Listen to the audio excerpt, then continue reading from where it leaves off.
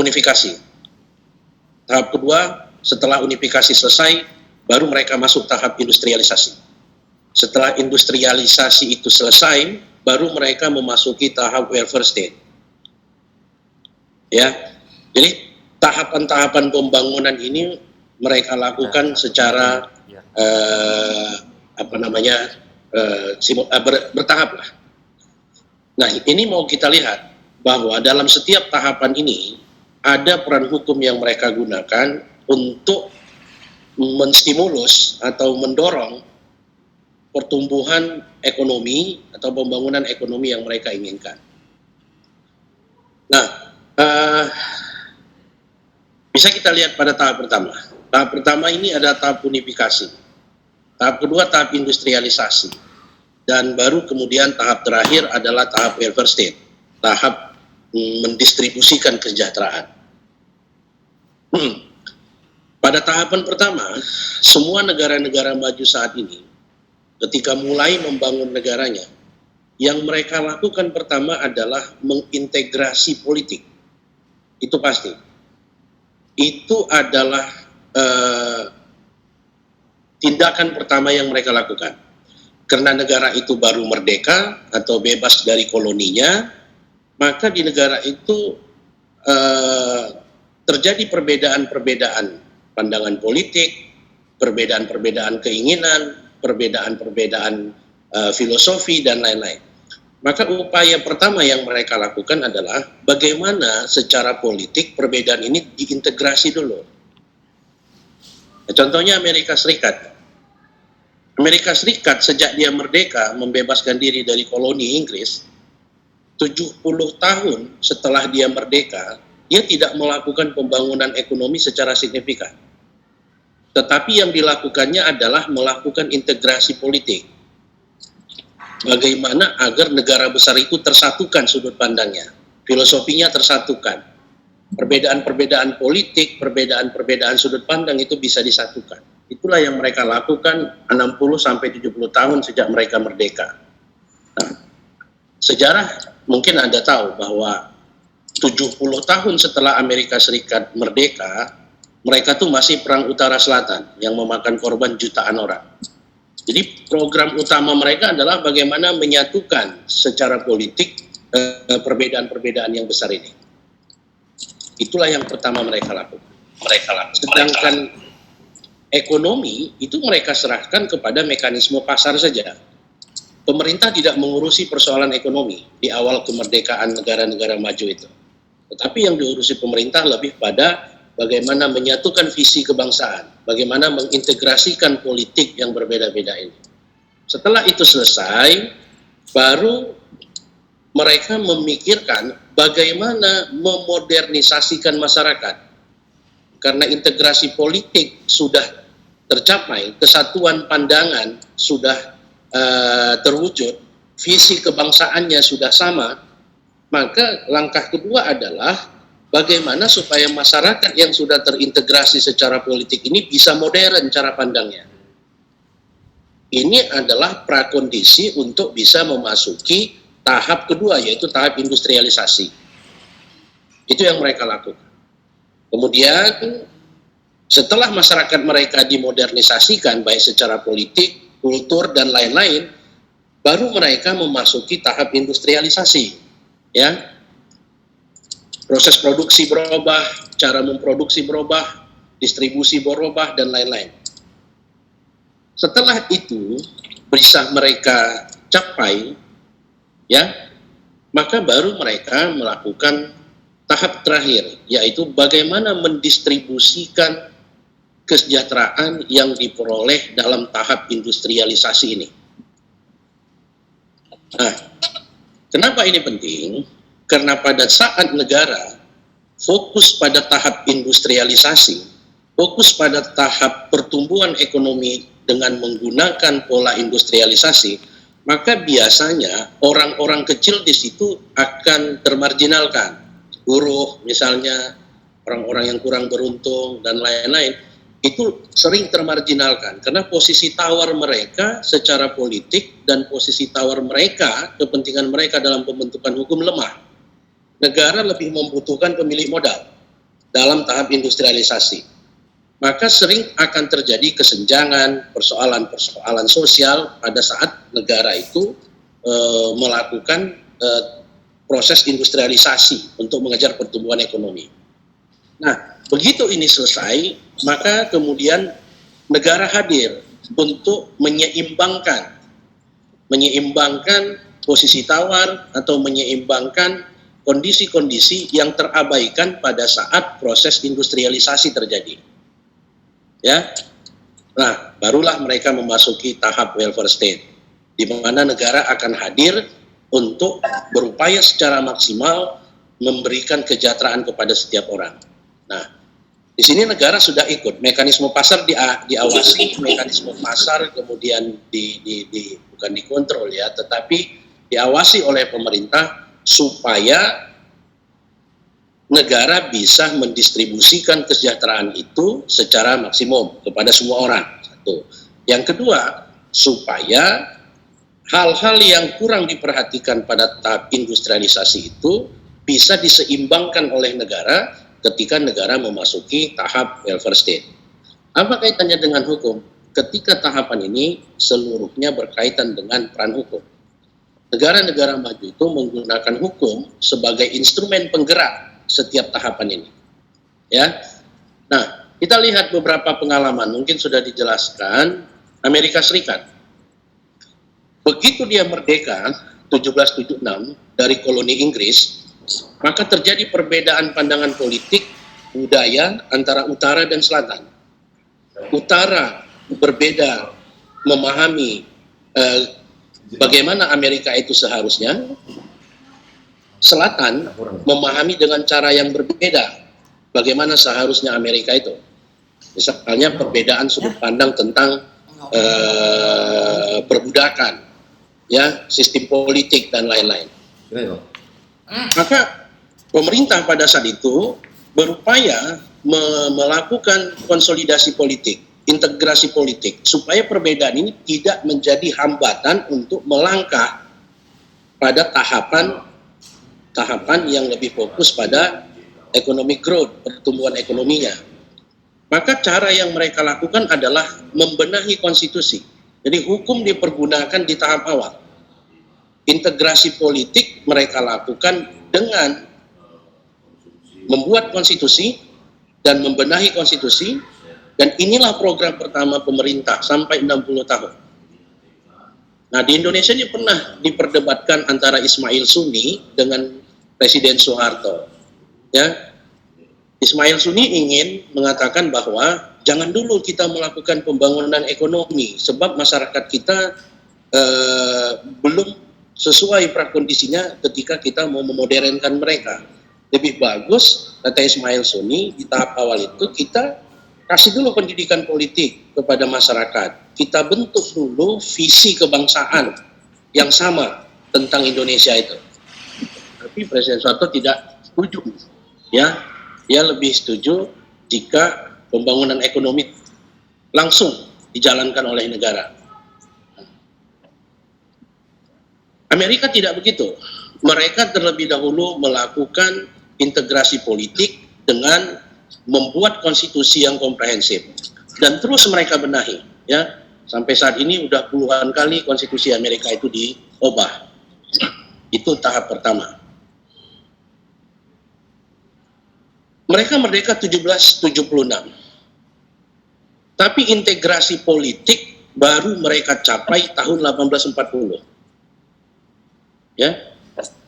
Tahun 1840 baru terwujud integrasi politik di negara benua itu, yang dibuktikan dengan berakhirnya perang saudara antara utara dan selatan. Setelah ini berakhir, mereka menilai bahwa konsolidasi dan integrasi politik sudah selesai, maka barulah mereka memasuki tahap kedua, yaitu tahap industrialisasi. Amerika memilih industri logam sebagai industri dasar. Ya, Amerika memilih industri logam sebagai industri dasar. Karena mereka negara benua, mereka membutuhkan logam yang banyak untuk membuat rel kereta api untuk menyambungkan seluruh benua itu. Ya, maka mereka membangun industri dasar mereka yaitu industri logam. Sasaran utamanya pada awalnya adalah untuk membangun rel-rel kereta api yang bisa menyatukan berbagai negara bagian di utara dan selatan. Pada tahap ini, hukum tidak berpihak kepada pekerja. Pada tahap ini, hukum yang mereka bentuk tidak berpihak kepada masyarakat kecil. Karena posisi tawar pemilik modal lebih kuat dan lebih diperlukan, maka hukum yang mereka bentuk pada saat itu adalah hukum yang lebih mempertimbangkan posisi tawar pemilik modal. Itu yang mereka lakukan, karena mereka butuh modal itu, supaya cepat terjadi pertumbuhan ekonomi. Nah, maka seperti yang saya katakan tadi, pada tahap industrialisasi itu, maka orang-orang kecil, orang-orang kurang beruntung itu selalu termarginalkan. Kemudian setelah itu selesai, baru mereka memasuki tahap welfare state. Nah, disitulah baru muncul mereka menggunakan hukum lagi dengan mendesain hukum dan peradilan supaya terjadi perubahan untuk bisa memaksimalkan distribusi kesejahteraan bagi seluruh masyarakat. Nah, barulah di situ muncul hukum perhatian yang besar terhadap kaum buruh, terhadap para petani, terhadap orang-orang kecil, ya. Jadi muncullah kemudian hukum-hukum yang menyeimbangkan keadaan yang terabaikan pada masa industrialisasi. Itu yang dialami oleh Amerika Serikat. Inggris juga sama. Ketika dia terbebas dari koloni, ya, koloni Prancis dan dia kemudian menggunakan hukum untuk memodernkan masyarakatnya, ya. Mereka melakukan pembaruan pajak, menetapkan hukum nasional, menggantikan hukum feodal. Jadi Raja Henry kedua, ya, melakukan integrasi politik yang dulunya terpisah-pisah oleh para kaum feodal. Dia integrasikan itu semua dengan menggantikan hukum-hukum feodal yang ada itu dengan hukum nasional. Nah, jadi pada fase ini Henry kedua menggunakan hukum untuk melakukan integrasi politik dan menyatukan visi kebangsaan di Inggris. Jadi dia menggunakan hukum. Baru pada abad ke-18 Inggris benar-benar memasuki industrialisasi. Ya, kalau Amerika mereka memilih mengembangkan hukum-hukum yang berkaitan dengan transportasi karena negaranya sangat luas, maka Inggris lebih memilih untuk mengembangkan hukum yang berkaitan dengan laut. Ya, makanya sampai saat ini Inggris itu terkenal dengan maritime law-nya, dengan hukum lautnya. Karena dia adalah negara kepulauan, ya, maka dia butuh butuh infrastruktur laut untuk bisa menyatukan pulau-pulau di Inggris itu. Maka dia mengembangkan industri pembuatan kapal, industri maritim, dan lain-lain. Itu pada abad ke-18 baru mereka memasuki. Nah, setelah itu selesai, baru Inggris memasuki welfare state, mendistribusikan kesejahteraan itu dengan menggunakan hukum juga.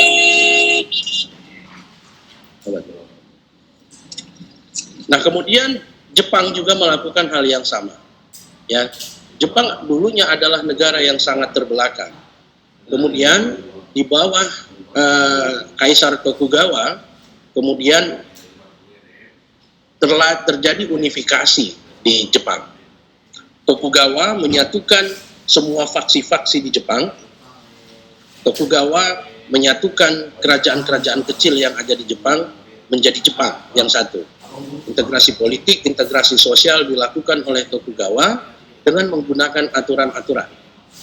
Ya, hukum dipergunakan di situ untuk mengintegrasikan Jepang. Nah, Pada tahun 1868, kemudian di Jepang terjadi restorasi yang sangat besar. Jepang mulai membuka hubungan dengan pihak luar. Ketika Jepang di bawah kekuasaan Meiji Tenno, ya, Meiji Tenno kemudian melakukan program yang dikenal sebagai restorasi Meiji. Mulailah Meiji melakukan hubungan dengan dunia Barat. Meiji tahu bahwa untuk memasuki tahap industrialisasi, Jepang adalah negara yang kurang beruntung karena wilayahnya sering gempa, wilayahnya tidak terlalu subur, wilayahnya terpisah-pisah dengan laut, ya.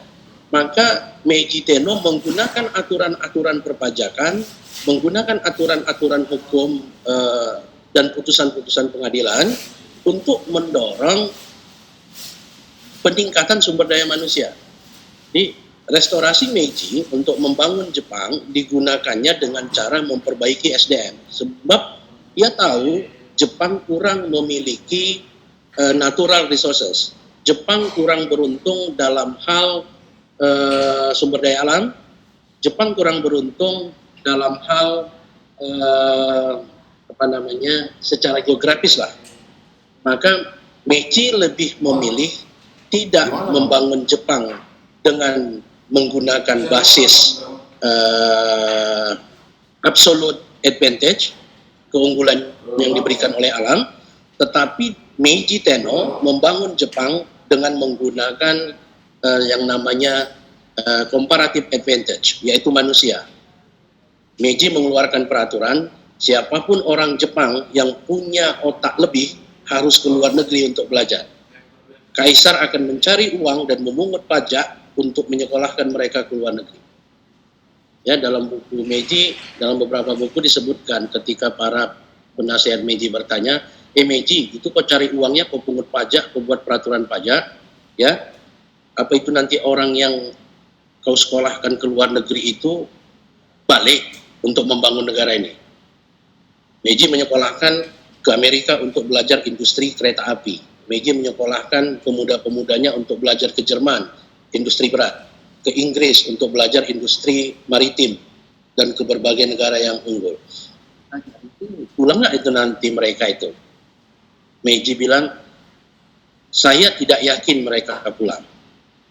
Tapi hanya satu keyakinan saya, bahwa mereka tahu mereka orang Jepang. Itu saja yang diyakini oleh Meiji.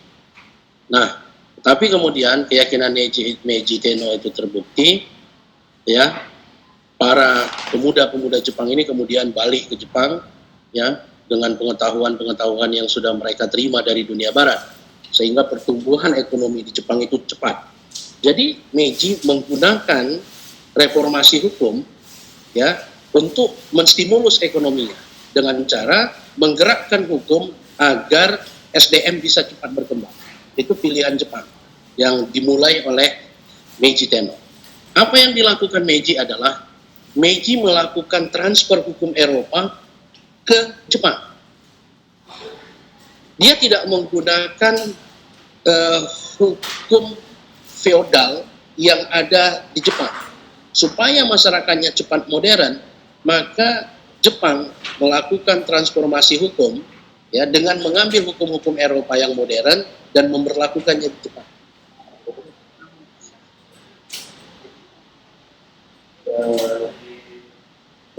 Perkembangannya itu yang dilakukan oleh Jepang. Nah, jadi kesimpulan sederhananya adalah pengalaman negara-negara maju tadi menunjukkan bahwa hukum selalu mereka jadikan sebagai instrumen untuk pertumbuhan ekonominya. Ya, hukum selalu digunakan sebagai cara untuk mempercepat pembangunan ekonominya. Nah, nanti kita lihat kondisi kita. Kemudian bagaimana respon negara berkembang? Bagaimana kemudian respon negara berkembang terhadap hal ini? Ya, mari kita lihat. Tapi satu pemikiran konvensional bahwa bangsa-bangsa, sejarah bangsa-bangsa menunjukkan bahwa legislator, hakim, dan institusi hukum menjalankan peranan penting dalam mengubah norma dan nilai-nilai untuk menetapkan prioritas-prioritas sosial baru dari tingkat pembangunan yang satu ke tingkat pembangunan berikutnya. Itu tugas hukum. Jadi para pembuat hukum, ya, baik itu legislator yang dominan pada tradisi sipil law maupun para hakim yang sangat dominan dalam tradisi common law system dengan doktrin judge-made law-nya, mereka ini bertugas melihat perkembangan-perkembangan masyarakat, kemudian memprioritaskan suatu kepentingan yang harus mereka ubah dan mereka perbaiki melalui proses legislasi atau melalui putusan yang mereka putuskan di pengadilan, kalau di dalam common law system, ya, supaya terjadi suatu perubahan di tengah masyarakat. Ingat teorinya Roosevelt's, ya, Amerika menggunakan putusan hakim sebagai instrumen untuk melakukan rekayasa sosial. Jadi kalau ada satu prioritas sosial tertentu yang ingin diubah oleh Amerika, maka hakim akan mengarahkan putusannya ke perubahan itu. Itu cara common law system untuk melakukan social engineering. Tapi kalau di tradisi civil law system, kita menggunakan proses legislasi, ya, undang-undangan. Tapi negara berkembang, ya, kalau sejak kita lihat, negara berkembang menolak asumsi-asumsi tersebut. Negara berkembang mengatakan bahwa kalau dilakukan proses industrialisasi tanpa memikirkan kesejahteraan sosial, itu akan menunda kemarahan generasi baru. Itu akan bisa mengancam integrasi atau kesatuan bangsa. Intinya, negara berkembang mengatakan bahwa proses pembangunan ekonomi itu tidak dilakukan secara bertahap, tetapi dilakukan secara bersamaan. Jadi, di situ dia melakukan unifikasi, pada saat itu juga industrialisasi dijalankan, dan pada saat itu juga hasilnya dibagi. Itulah yang kita lakukan di Indonesia. 70 tahun lebih kita merdeka, kita sudah membangun gedung-gedung pencakar langit, kita sudah membangun kota-kota modern, tetapi pada saat itu juga kita masih mempersoalkan apa itu Pancasila, apa itu Undang-Undang Dasar 1945, apa itu Bhinneka Tunggal Ika, itu masih kita persoalkan sekarang. Itu menunjukkan bahwa kita menumpukkan 3 tahapan ini pada satu masa. Di situ kita melakukan unifikasi politik. Saat yang bersamaan kita juga melakukan proses industrialisasi, dan pada saat yang bersamaan kita juga melakukan proses welfare state, negara kesejahteraan. Secara politik ekonomi, negara berkembang tidak akan mungkin menjalankan 3 proses itu secara berurutan. Karena kemajuan yang terjadi dalam bidang teknologi, komunikasi, informasi itu sangat cepat, ya, sehingga bangsa-bangsa itu bisa saling berhubungan, berkomunikasi, berinteraksi. Kita sudah bersaing dengan negara maju. Hukum internasional sudah mempersamakan negara-negara dengan prinsip equal treatment-nya. Sementara kita baru merdeka 70 tahun. Inggris sudah ratusan tahun, Amerika sudah ratusan tahun. Kalaulah negara berkembang mengatakan kami mengikuti 3 tahap itu lagi, sementara pada dunia internasional kita sudah bersaing, ya kapan kita selesainya, begitu. Dan negara-negara berkembang lebih memilih untuk melaksanakan 3 tahapan tadi dalam satu masa. Jadi 3 tahapan pembangunan tadi, ekonomi tadi, dilakukan secara sekaligus.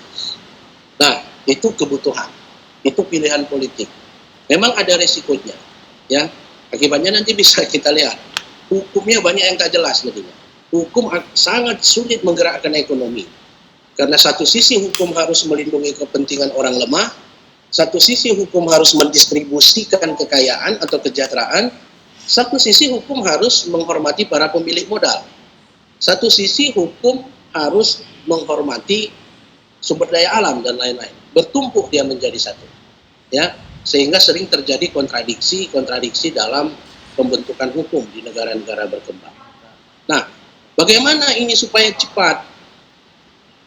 Ya, negara-negara berkembang dalam pembangunan ekonominya, dia juga pengen cepat modern, ingin cepat sejajar dengan negara maju, dan masing-masing juga menggunakan hukum untuk melakukan rekayasa sosial atau rekayasa ekonomi di tengah masyarakat. Hanya saja, kalau kata Gunnar Mittal, ya, kesalahan negara berkembang adalah mereka menggunakan sweeping legislation. Peraturan yang dibentuk itu terburu-buru. Peraturan yang dibentuk itu main sikat aja, yang penting ada dulu. Atau kalau dalam politik hukum namanya pendekatannya itu bersifat pendekatan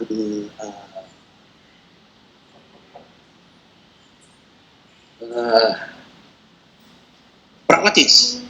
Yang penting ada dulu, yang penting masalah di depan mata kita selesaikan dulu.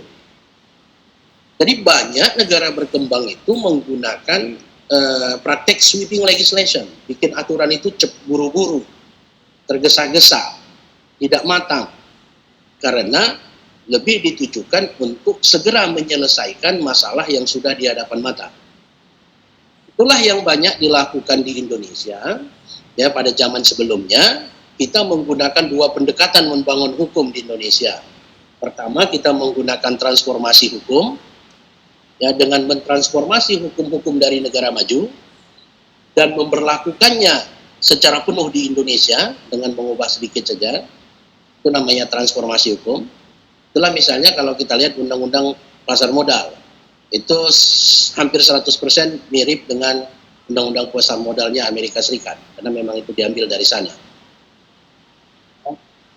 Undang-undang persaingan usaha itu hampir sama 100% dengan Sherman Act yang ada di Amerika Serikat. Begitu juga perundang-undangan yang lain. Nah, itu namanya transformasi hukum. Yang kedua, kita melakukan transplantasi hukum. Ya, kita bentuk hukum dengan mencampur-campur peraturan dari negara yang kita anggap sukses. Nah, misalnya undang-undang PT. Undang-undang PT itu sebahagian berasal dari Amerika Serikat, sebahagian kita ambil dari Inggris, sebahagian peninggalan KUH Dagang. Maka bercampur dua pendekatan di undang-undang PT itu. Satu pendekatan tradisi common law system yang mengenal trust sebagai lembaga, suatu lembaga hukum, sementara KUH Dagang itu menganut tradisi civil law yang menganggap hubungan dalam undang-undang PT itu adalah hubungan kontraktual atau hubungan kuasa. Maka sekarang kita menjadi sulit memahami undang-undang PT itu karena kita tidak tahu apa sebenarnya yang menjadi filosofi dasar dari undang-undang itu. Trustkah yang dari kita ambil dari tradisi common law system Inggris dan Amerika, itukah yang menjadi nyawa dari undang-undang PT itu? Atau sebenarnya hubungan kontraktual seperti yang ada di Belanda? Nah, itulah perdebatan kita. Sehingga susah kita memaknai undang-undang PT itu kalau tidak belajar tentang trust, tidak belajar tentang hubungan-hubungan kontraktual di dalam tradisi hukum Belanda. Nah, itulah akibat terjadinya sweeping legislation. Apa yang kita hadapi sekarang, yang kita buat dulu, sekarang sedang kita rasakan. Ya, berbagai peraturan kita tidak sinkron satu dengan yang lain. Dan jumlahnya sangat banyak. Ya. Ada lebih kurang 85.000 sampai dengan 100.000 peraturan perundang-undangan yang berlaku di Indonesia. Dan ini kebanyakan tidak sinkron satu dengan yang lain. Sehingga dia menjadi hambatan dalam pembangunan ekonomi. Ketika ini mau diselesaikan satu-satu, disinkronisasi, itu takkan cukup waktunya dan biayanya sangat besar. Sementara kita harus berhadapan dengan pasar bebas. Kalau kita berhadapan dengan liberalisasi pasar yang sangat terbuka dengan kondisi hukum kita yang bertentangan satu dengan yang lain, tidak sinkron satu dengan yang lain, menghambat aktivitas ekonomi, menyulitkan masyarakat, ini mau kita sinkronisasi dulu, Sementara di depan kita pasar bebas, ada kesepakatan WTO yang kita sepakati tahun 1997, 95 melalui tahun 1994 melalui Undang-Undang Nomor 7 tahun 1994 berlaku full komitmen tahun depan. Kita harus sudah menghadapi komitmen pasar bebas secara penuh tahun 2021. Sementara kita punya persoalan-persoalan internal yang menyebabkan daya saing ekonomi kita lemah. Salah satu penyebab yang paling dominan adalah hukum. Hukum yang tidak sinkron, tidak pasti, dan lain-lain. Maka kalau ini mau diperbaiki satu-satu, tidak selesai. Sementara pasar bebas sudah kita hadapi tahun depan. Oleh karena itulah mungkin, dalam tanda kutip, pemerintah mengambil jalan shortcut dengan melakukan sinkronisasi secara menyeluruh, tidak melalui sinkronisasi parsial. Itulah yang sekarang disebut dengan Omnibus Law. Hanya membuat satu undang-undang untuk mensinkronkan ratusan undang-undang. Jadi Omnibus itu mensinkronisasi lebih kurang 170 undang-undang. Tidak ada cara lain mungkin yang bisa dipikiri oleh pemerintah memperbaiki kondisi hukum yang menghambat ekonomi itu, kecuali melakukan upaya sinkronisasi tidak secara parsial. Bukan satu undang-undang yang disinkronisasikan, satu undang-undang yang diperbaiki, tidak. Tetapi dibuat satu undang-undang besar yang kemudian mensinkronkan seluruh ratusan undang-undang itu. Itulah yang digunakan saat ini. Nah, memang itu ada risikonya. Ya, Omnibus Law itu tidak dikenal di dalam tradisi Eropa kontinental atau tradisi civil law system. Omnibus Law hanya dikenal dalam tradisi common law system. Makanya sekarang sudah payah kita jawab, kita ini negara civil law system atau common law system. Ya, itu yang disebut oleh Gunnar Mittal. Kemudian ada Anthony Nicholas Ehlert. Pembuatan hukum yang kilat atau tergesa-gesa akan dapat mengakibatkan hukum menjadi tidak efektif, yang pada gilirannya membuat apa yang diinginkan hukum itu tidak tercapai. Nah, itulah tadi ya, transplantasi hukum, transformasi hukum, bahasanya keren-keren. Kalau bahasa buminya copy paste-nya itu. Ya, copy paste, ambil peraturan orang, robah namanya, robah ininya. Padahal tradisi hukum berbeda, budaya hukum berbeda. Sehingga ketika hukum yang hasil transplantasi atau hasil transformasi tadi kita gunakan, akhirnya kita bingung sendiri. Ya, karena perbedaan tradisi hukum dan perbedaan budaya hukum dan perbedaan sistem politik atau ideologi yang membuat banyak hukum yang dulu kita buat sekarang menjadi penghambat pembangunan ekonomi. Ya. Nah, bagaimana dengan Indonesia? Saya mengutip pendapat Profesor Herman Rajagugu, promotor saya kebetulan. Indonesia yakin bahwa pertumbuhan ekonomi dan pemerataan pendapatan itu dapat dilaksanakan dalam waktu yang bersamaan. Ya, bila kita ingin 3 tingkatan pembangunan itu dijalankan secara serentak, maka satu hal yang harus kita perbaiki secara absolut adalah legal culture kita. Budaya hukum kita harus berubah. Kalau budaya hukum kita tidak berubah, maka upaya menjalankan 3 tahapan itu secara sekaligus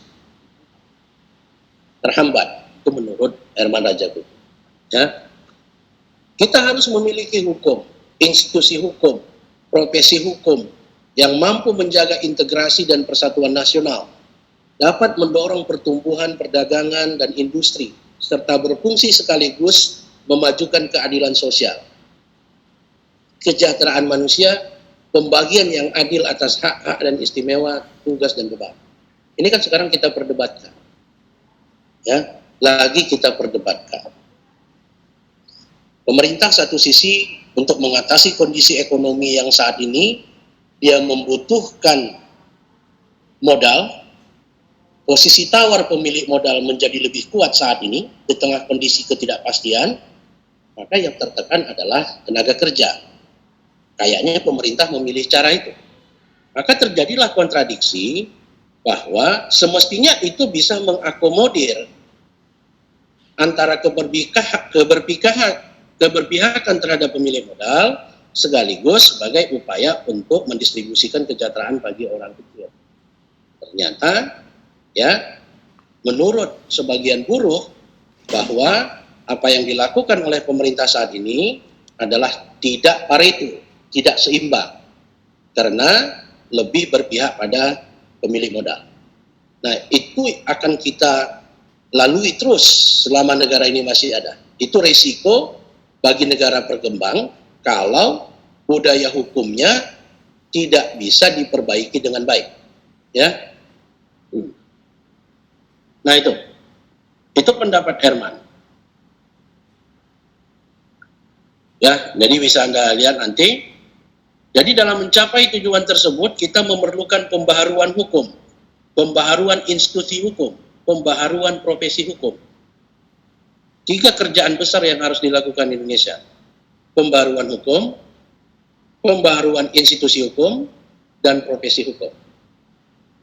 3 ini menjadi kunci ya ketika kita harus melakukan pembangunan ekonomi dengan melakukan 3 tahapan secara sekaligus. Unifikasi, industrialisasi, dan welfare state. Kalau 3 ini gagal, pembaruan hukum tidak berjalan dengan baik, institusi hukum yang ada tidak profesional, profesi-profesi hukum yang ada tidak berubah, tidak profesional, maka kita akan berada di tengah kegalauan yang cukup rumit. Sementara tahun depan kita harus menghadapi full komitmen pada level liberalisasi investasi, modal, kebebasan manusia bergerak, dan lain-lain. Itu harus kita hadapi tahun depan. Mau tak mau, suka tak suka, kata Soeharto. Nah, jadi bagaimana hukum secara teoritik ya? Menurut Herman, bahwa ada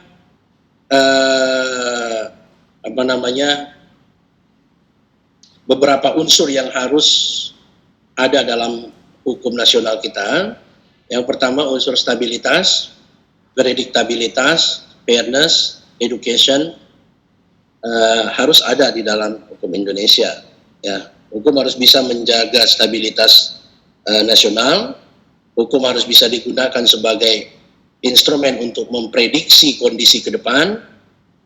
Hukum sekaligus harus adil, ya, dan memberikan perlakuan wajar kepada setiap orang. Kemudian hukum itu harus mendidik, ya. Nah, itu menurut Herman. Kalau kita mau cepat memodernisasi masyarakat menuju pertumbuhan ekonomi yang sangat baik. Nah, itu reviewnya. Saya yakin itu Anda sudah diajarkan oleh dosen sebelumnya. Kemudian bagaimana memaknai peran negara? Kita pun sekarang ini sedang bercokol dengan konsep ini. Ya. Jujur saja bahwa suka Anda tidak suka mendengarnya, sebagian besar hukum ekonomi kita dipengaruhi oleh paradigma liberal legal justice. Clear, itu fakta. Kalau Anda nanti belajar hukum ekonomi secara mendalam, Anda bingung. Hukum yang disebut berdasarkan Pancasila itu yang mana? Sebab pada kenyataannya, kebanyakan hukum-hukum kita memang dipengaruhi oleh liberal legal justice. Ada satu pola di mana negara akan mengurangi perannya di dalam keterlibatan melalui aktivitas ekonomi. Ya, walaupun pendekatan ini tidak persis seperti yang diajarkan oleh Adam Smith, ya, tetapi memang Indonesia adalah negara dengan ekonomi yang berorientasi pasar. Ya, di mana peran negara semakin dikurangi untuk hal-hal yang tidak terlalu penting. Ya, bisa Anda lihat, itu yang disebut dengan istilah privatisasi. Ya, pendidikan mulai diprivatisasi, kemudian berbagai perusahaan negara diprivatisasi, berbagai urusan yang semestinya diurus negara kemudian diprivatisasi, diserahkan pada mekanisme pasar, diserahkan pada modal, diserahkan pada hubungan-hubungan kontraktual antara pemilik modal. Itu semacam itu. Jadi ini walaupun tidak persis mengikuti apa yang dikatakan oleh Adam Smith, ya, Smith mengatakan bahwa negara yang baik itu adalah negara yang memiliki peran minimum efektif. Peran negara tidak terlalu banyak dalam sistem ekonomi. Jadi dia menginginkan negara itu sebagai impartial spectator saja. Jadi peran negara itu peran minimal efektif. Ekonomi diserahkan pada mekanisme pasar. Negara hanya akan mengintervensi itu apabila terjadi distorsi dalam hukum pasar. Kalau pasar tidak bekerja dengan efisien, efektif, maka negara kemudian masuk untuk meregulasi. Itu yang diajarkan oleh Adam Smith, dan itu kita lakukan sekarang. Itu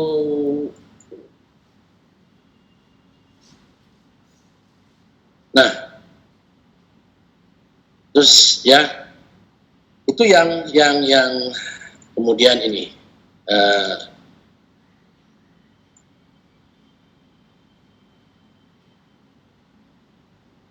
saya mau lewatkan saja ini. Saya mau lebih melihat kepada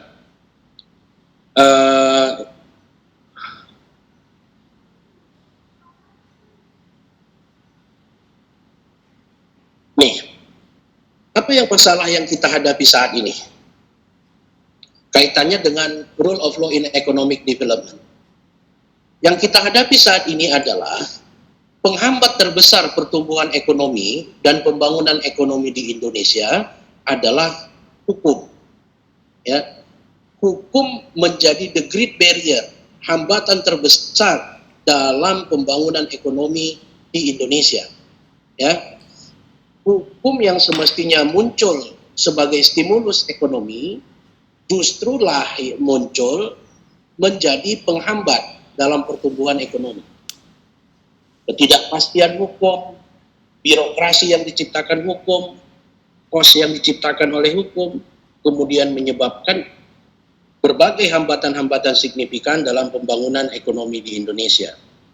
Ya, nah, ada beberapa hal yang ingin saya bicarakan terkait dengan hal ini. Yang pertama, hukum dan transaction cost.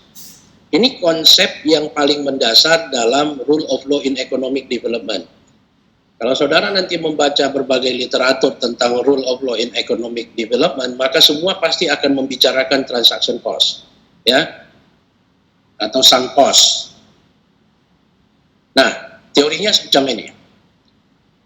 Seorang pemenang Nobel namanya Douglas Sinod mengatakan bahwa kalau Anda mau memahami peranan hukum dalam pembangunan ekonomi, maka Anda harus paham dulu apa yang dimaksud dengan transaction cost.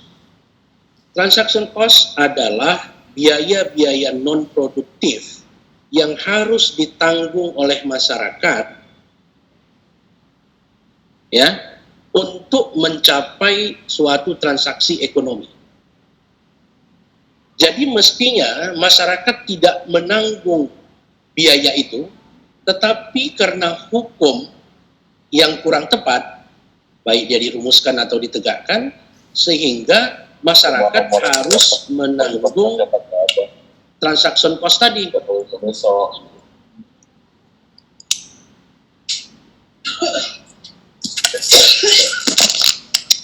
Nah, tolong yang lain ditutup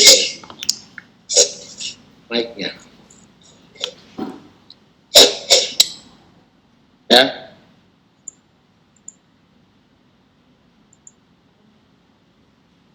Misal, berbagai penelitian mengatakan bahwa harga yang dibeli oleh konsumen di Indonesia, Sumatera Utara lah, ya, itu 30% lebih tinggi daripada harga sebenarnya. Jadi kita kehilangan saving 30% dalam transaksi normal. Kenapa?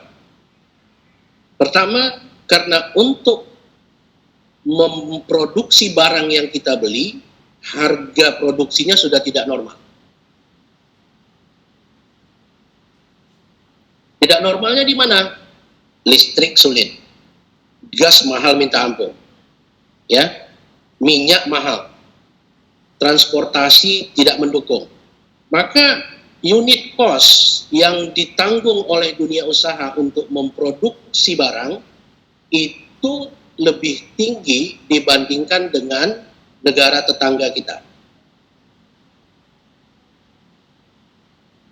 Bayangkan, kemarin saya ikut rapat dengan beberapa kementerian mengenai gas, itu untuk KEK Sungai Mangke, ya. KEK Sungai Mangke itu situ investasinya sudah puluhan triliun, tapi sulit berkembang. Investor tidak mau masuk. Harga gas di KEK Sungai Mangke itu kemarin 10,2 US dollar per MMBT. Gasnya dari negara kita sendiri. Singapura menjual gas ke industrinya seharga 6,5 US dollar per MMBT. Gasnya dari kita pula. Ya. Malaysia menjual gas ke industrinya seharga 6,8 US dollar per MMBT. Thailand menjual gas ke industrinya seharga 6,8 US dollar per MMBT. Indonesia yang punya gas sendiri menjual gas ke masyarakatnya sebesar 10,2 US dollar per MMBT. Salahnya di mana? Kenapa terlalu mahal? 1, korupsi. 2, sistem distribusi bermasalah. Yang ketiga, regulasi yang mengatur Pertamina, PN Gas, dan lain-lain tidak membuat dia mudah mengatasi itu. Ya, maka kita harus menerima keadaan itu. Maka daya saing industri kita dibandingkan dengan daya saing industri Singapura, Malaysia, jauh kita tertinggal. Itu baru satu faktor, namanya gas. Kita belum bicara listrik. Kita belum bicara jalan tol. Kita belum bicara yang lain-lain. Nah, itulah yang disebut dengan transaction cost. Apa yang menciptakan transaction cost itu? Sebagian besar yang menciptakan transaction cost itu adalah hukum. Regulasi yang menciptakannya. Hukum yang dibentuk keliru, tidak tepat, atau hukum tidak ditegakkan dengan baik. Korupsi misalnya. Kartel misalnya. Ya? Penegakan hukum tidak bagus. Bagaimana kita bisa mendapatkan infrastruktur jalan yang baik sehingga bisa menstimulus ekonomi kita?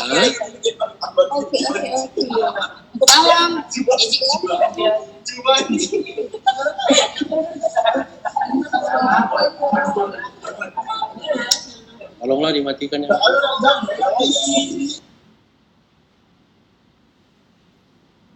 Ya. Kalau tendernya di depan 30% sudah hilang harganya. Ya begitulah kondisi ekonomi kita. Itu kan berkaitan dengan hukum. Hukum persaingan usaha, hukum pidananya, dan lain-lain. Ya mungkin masyarakat kita senang setiap tahun baru, setiap hari raya dibangun jalan itu. Wah bagus ya diperbaiki jalan. Seharusnya kita sedih. Karena dulu tendernya, jalan itu diproyeksikan bangunan untuk 5 tahun. Kok tiap tahun diperbaiki? Itu kan menambah kos, biaya bagi APBN. APBN-nya pun tak kalah banyak. Nah, ketika regulasi menciptakan beban kepada dunia usaha, baik itu beban yang diciptakan dari pungutan, beban yang diciptakan dari sistem birokrasi, beban yang diciptakan dari ketidakpastian dan lain-lain, maka dunia usaha akan terbebani dengan itu. Maka dunia usaha akan melakukan apa yang disebut dengan price mechanism. Dia akan menggunakan mekanisme harga untuk menurunkan beban itu kepada konsumen. Yang menanggung inefisiensi ekonomi ini adalah konsumen melalui harga barang yang kita beli. Maka saving konsumen rata-rata di Indonesia inefisien 30%. Kalau seorang buruh belanja barang 3 juta rupiah 1 bulan, barang yang diasumsikan dia beli itu adalah barang yang kosnya tidak normal, baik karena persaingan yang tidak sehat, baik karena beban regulasi, gas, listrik, dan lain-lain tadi, maka kalau dia belanja 3 juta rupiah 1 bulan, ya semestinya dia bisa saving 900.000 1 bulan. Kalau biaya transaksinya 30%. Dengan saving 30%, itu seorang buruh bisa menyekolahkan anaknya di sekolah terbaik di Kota Medan. Ya, sehingga anaknya nggak jadi buruh lagi. Saya sering bilang, harga buruh tidak cukup, gaji buruh tidak memadai. Sebenarnya bukan tidak memadai. Yang tidak terkontrol adalah harga pasar yang dikontrol oleh para kartel. Ya, kalau itu bisa dikontrol melalui hukum dan penegakan hukum oleh pemerintah, maka sebenarnya masih memadai lagi apa yang dikasihkan kepada buruh. Tapi begitu gaji buruh dinaikkan dengan tingkat kenaikan 10%, harga barang melompat di titik 15% oleh para kartel. Cukup mereka menahan produksi saja, maka tidak ada gunanya kenaikan upah buruh. Ya. Makanya kalau di Rusia, kalau di Cina, begitu dia mau memperbaiki ekonominya, para kartel ditembakinya dulu. Para koruptor ditembakinya dulu. Kalau nggak akan bisa. Ya. Tapi dia lebih mudah, karena dia dengan sistem satu partai. Ya. Kita sistem demokrasi agak sulit. Sebenarnya bukan naturnya agak sulit, enggak. Karena itu tadi, budaya hukum kita yang belum bagus. Nah, jadi ketika hukum itu gagal mengurangi high cost ekonomi atau bahkan hukum menciptakan biaya tinggi, maka semua itu harus ditanggung oleh konsumen melalui mekanisme harga yang digunakan oleh dunia usaha. Dunia usaha ketika terberati oleh regulasi, muncul cost yang tinggi, maka dia akan memformulasikan beban itu menjadi komponen pembentuk harga. Ya, begitu harga dia tidak kompetitif dengan harga saing kompetitor dia, maka mutu akan dikuranginya. Itulah yang kita hadapi. Nah, ya, jadi beban itu akan ditanggung oleh masyarakat. Misal, tanya, Pak, yuk ada perda tentang pajak daerah tentang rumah kos. Saya bilang, saya senang saja kalau dibuat pajak yang semacam itu. Tapi orientasi utamanya, kalau salah kita memformulasikan hukum itu, maka begitu daerah Anda mengutip pajak-pajak rumah kos itu, ya, salah kita mengkategorikannya, maka si pemilik kos akan menurunkan beban itu dengan menaikkan harga kos. Maka yang menanggung beban ini bukan yang punya kos, yang sudah kaya kian, tapi amang boru saya yang dari Tapanuli sana yang harus bayar kos anaknya. Beban itu berubah kepada konsumen. Jadi regulasi yang tidak tepat dirumuskan akan menjadi beban konsumen. Pihak yang paling bawah itu mekanisme harga, ya. Nah itu. Coba lihat dalam satu penelitian, ya, bahwa masalah dunia usaha yang paling berat di Indonesia itu adalah regulasi, kebijakan dan aspek hukum. Ya. 28% hambatan dunia usaha di Indonesia adalah hukum, peraturan administratif dan lain-lain. Itulah masalah utama. Baru masalah bahan baku, pemasaran, transportasi, akses, energi, dan lain-lain. Tetapi yang kero utamanya adalah regulasi, peraturan. Ya, mau disinkronkan sulit karena terlalu banyak. Mungkin itulah pemerintah pilih shortcut dengan melakukan omnibus. Coba ini sebuah ilustrasi. Coba bisa kita lihat ini sebuah ilustrasi. Ya, ini adalah seorang penunggang kuda. Dia dengan kudanya sangat fleksibel. Ini ilustrasi sebuah dunia usaha. Ya. Tapi kemudian regulasi membebani dia dengan hal yang sebenarnya tidak perlu bagi dia. Wah, itu nanti kalau dia menabrak orang gimana, bahaya. Buatlah pembatasnya. Ya. Nanti kalau dia buang kotoran itu gimana? Kotor kotanya bau, buat penampungnya. Bagaimana dia tahu ada orang di sampingnya nanti bisa tertabrak? Buatlah kaca spionnya. Semua regulasi membebani dia. Sehingga ketika semua beban itu dia kumpul, bentuknya bukan lagi seperti penunggang kuda. Bentuknya sudah berubah. Jalannya nggak cepat lagi. Bebannya terlalu besar. Inilah ilustrasi dunia usaha, ilustrasi kondisi pasar di kita saat ini. Karena terlalu banyak beban. Siapa yang menciptakan beban? Regulasi yang paling banyak. Contoh, biaya mengangkut barang dari Makassar ke Nrekang yang jaraknya itu adalah 240 km, lebih mahal 2 kali lipat dibandingkan dengan biaya mengangkut barang yang sama dari Hamburg ke Warsawa yang jaraknya 750 km. Ini kondisi yang kita hadapi.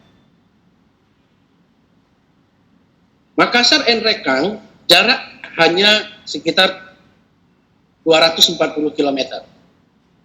Tapi biaya mengangkut barang dari Makassar ke Nrekang 2 kali lebih mahal daripada biaya mengangkut barang dari Hamburg ke Warsawa yang jaraknya 750. Ini akan ditanggung oleh masyarakat melalui harga barang yang dijual oleh pelaku usaha. Kenapa ini terjadi? Ya, ilustrasinya semacam ini. Jadi untuk melewati Nrekang Makassar, dia melewati beberapa kabupaten kota. Melewati 8 kabupaten kota, 8 jembatan timbang. Ya kan? Dan ini tidak melalui tol, tapi jalan umum. Ada pungutan-pungutan di jalan, harus dia pungutan oknum ini, pemuda setempat, minyak lagi. Jadi Anda bayangkan misalnya, 300 km Labuhan Batu, Belawan, ditempuh dalam jangka waktu 5-6 jam. Itu normal di Indonesia, di Sumatera Utara. Rantau Prapat, Belawan, Labuhan, 300 km lebih kurang, ditempuh dengan waktu 5 sampai dengan 6 jam. 300 km di dataran Asia, mulai dari Penang sampai ke Semenanjung Malaysia ujung, itu hanya ditempuh dalam waktu 3 jam. Inefisiensi angkutan dan biaya di kita lebih kurang 3 jam. 3 jam itu berapa liter minyak, spare part, makan. Itulah yang disebut dengan transaction cost. Belum lagi biaya-biaya lain yang diciptakan oleh sistem birokrasi, pungutan, dan lain-lain. Yang hukum semestinya berperan untuk mengurangi beban itu, justru menjadi penambah beban ekonomi. Itu yang sulit kita hadapi. Saya sering bilangnya gini ya, kalau dia satu saya bilang gini. Indonesia itu punya mata uang cuma satu. Apa mata uang kita? Pak Taufik, apa mata uang kita? Rupiah, Pak. Rupiah, Pak. Rupiah. Berdasarkan undang-undang mata uang kita cuma satu, namanya rupiah. Tapi jenis uang banyak kali di Indonesia ini. uang ketik, uang minyak, uang kopi, uang tutup mulut, uang pengertian, ya kan? Uang koordinasi. Itu semua harus ditanggung oleh dunia usaha dan diturunkannya menjadi faktor pembentuk harga. Sehingga semua itu harus ditebus oleh konsumen melalui harga produk. Ya, itulah menyebabkan daya saing ekonomi kita rendah. Ya, ini buah si malakama. Yang kedua, sedikit lagi adalah menyangkut easy of doing business. Ya, easy of doing business. Easy of doing business ini adalah indeks yang dinilai oleh Bank Dunia terhadap berbagai negara anggota Bank Dunia. Pengaruh EODB ini sangat besar bagi investor. Sebelum investor masuk ke suatu negara, biasanya dia akan melihat dulu ranking EODB negara itu. Kondisi negara itu di mata investor melalui indeks EODB. Ya. Nah, sementara kita punya keterbatasan APBN untuk membiayai pertumbuhan ekonomi. Saving gap kita terlalu besar. Apalagi tahun depan, utang luar negeri BUMN itu harus dibayar. Ya, kalau sekarang nyamanlah kita, grace period masih. Oktober 2010, seluruh utang BUMN yang dipinjam untuk membangun infrastruktur harus sudah mulai dibayar. Saya tidak tahu membayangkan sebesar apa beban pembiayaan tahun 2021. Ya. Nah, maka kita butuh, negara itu butuh modal, baik dari modal dalam negeri maupun modal swasta. Oleh karena itulah, banyak negara bersaing mendapatkan modal asing atau modal domestik untuk mengisi saving gap yang terjadi pada APBN-nya atau pada kemampuan domestiknya membiayai pertumbuhan ekonominya. Masalahnya adalah kita bukan negara tujuan investasi yang menarik bagi investor. Ya, sehingga saving gap itu akan melebar. Dulu kita tenang, Pak. 580 triliun setiap tahun uang ke negara ini dimasukkan oleh TKI. Ya, TKI itu adalah penstabil devisa sehingga negara ini tidak pernah bermasalah dengan kondisi devisanya. Jumlah TKI di luar negeri 10 juta orang, satu orang saja tiap bulan ngirim ke Indonesia untuk biaya anaknya sebesar 4 juta aja, maka itu jumlahnya lebih kurang 40 triliun satu bulan. Angka pastinya, satu tahun mereka memasukkan uang ke Indonesia itu lebih kurang 500 triliun rupiah. Sekarang mereka dipulangkan karena COVID-19. Sekarang mereka nggak bisa lagi kembali ke luar negeri karena adanya travel warning dari banyak negara. Tahun ini devisa, tahun depan devisa kita bermasalah. Karena mereka tidak kuat lagi menyangga devisa kita.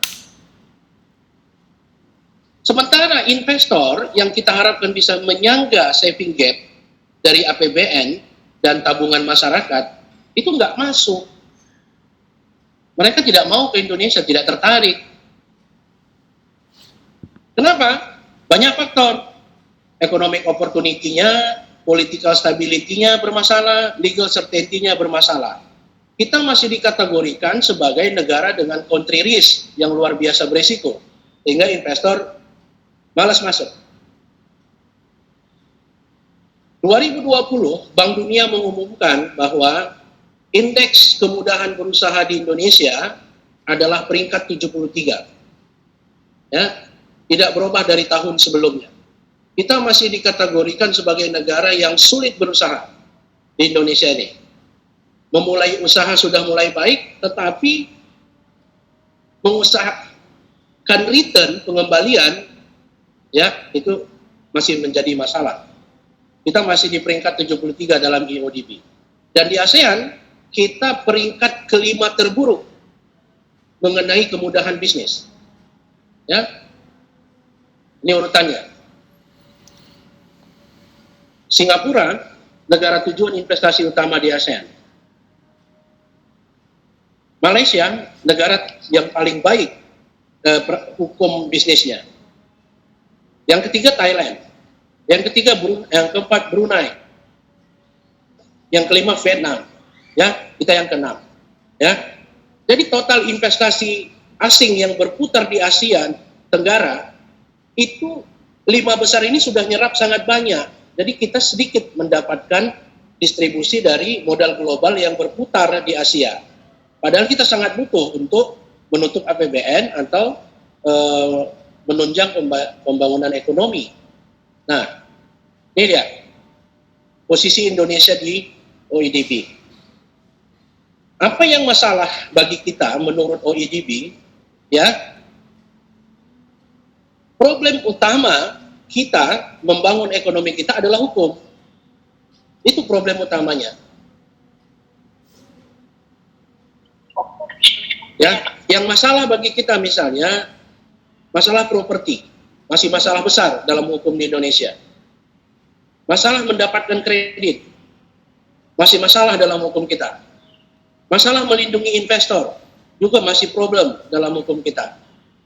Ya, kemarin itu menghormati kontrak itu sudah diperbaiki. Mahkamah Agung melakukan berbagai upaya untuk mempercepat persidangan, kemudian banyak kebijakan yang dikeluarkan oleh Mahkamah Agung supaya bisnis itu tetap bisa berjalan dengan baik dan bisa dipercaya. Kemudian mencegah pilot, kita belum punya aturan hukum yang kuat untuk mencegah pilot. Misalnya dengan adanya ketentuan tentang restrukturisasi. Justru di Indonesia hukumnya mempermudah pilot. Ya, itu menyebabkan investor takut berusaha. Jadi dari kesimpulan itu bisa kita lihat bahwa peran hukum masih belum menunjukkan peran yang signifikan dalam pembangunan ekonomi Indonesia. Dalam kondisi hari ini, hukum kita masih menjadi hambatan atau barrier yang signifikan dalam pembangunan ekonomi. Kesimpulan inilah mungkin yang digunakan oleh pemerintah untuk melakukan reformasi regulasi secara cepat dengan pendekatan omnibus, bukan pendekatan normal. Karena jumlah yang mau diharmonisasi sangat besar, sangat banyak. Nah, maghrib. Ada pertanyaan silakan.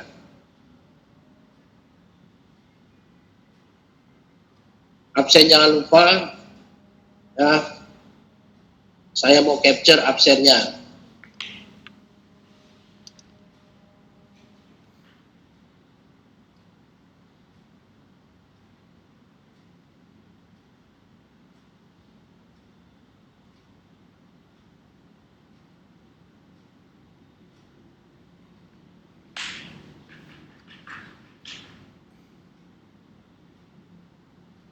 Saya minta di capture Pak ini ya, nanti dikirim ke saya foto-foto ini. Ada pertanyaan silakan. Jadi itulah kondisi kita saat ini, ya. Rule of law in economic development yang secara teoritik semestinya menstimulus pembangunan ekonomi, tetapi justru kita menghadapi masalah yang berbeda. Peran hukum di negara kita belum menunjukkan peran yang signifikan untuk menstimulus ekonomi, tetapi justru lebih dominan menunjukkan gambar citra sebagai barrier, hambatan dalam upaya kita memperbaiki pertumbuhan ekonomi. Masih itu yang dilihat. Nah sekarang kita juga ya belum tahu bagaimana nanti hasilnya. Berbagai regulasi dibuat, berbagai peraturan oleh otoritas dibuat, ya, hukum digunakan untuk menjaga stabilitas ekonomi kita pasca pandemi COVID-19. Ini bukan masalah yang mudah dan biasa. Ini sudah bulan 11. Ini kuartal keempat dari